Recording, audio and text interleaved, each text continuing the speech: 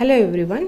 ಇವತ್ತು mother's day. So ಈ mother's ಡೇಗೆ ಜಸ್ಟ್ ಮದರ್ಸ್ ಡೇದು ವಿಶ್ ಮಾಡಿದರೆ ಆಗಲ್ಲ. ಸೊ ಕೆಲವೊಂದು ವಿಷಯ ನಾನು ನಿಮ್ಮ ಜೊತೆ ಶೇರ್ ಮಾಡ್ಕೊಳಕ್ಕೆ ಇಷ್ಟಪಡ್ತೀನಿ.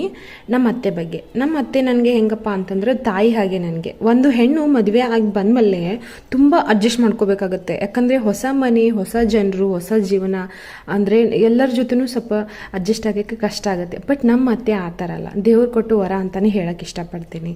ಪ್ರೆಗ್ನೆನ್ಸಿ ಟೈಮಲ್ಲಿ ತುಂಬಾ ಕೇರ್ ಮಾಡಿದ್ರು ನನ್ನ ತಾಯಿ ಹಾಗೆ.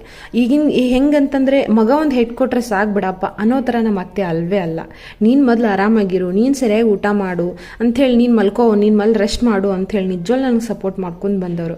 ಆ ಪ್ರೀತಿ, ಆ ಕೇರ್, ಆ ಸಪೋರ್ಟ್ ನಾನು ಯಾವಾಗಲೂ ಮರೆಯಲ್ಲ. ಯಾಕಂದ್ರೆ ಸೀರಿಯಸ್ ಆಗಿ ಹೇಳಬೇಕಂದ್ರೆ ನನ್ನ ಅತ್ತೆಮ್ಮ ನನ್ನ ಪಾಲಿನ ದೇವರು.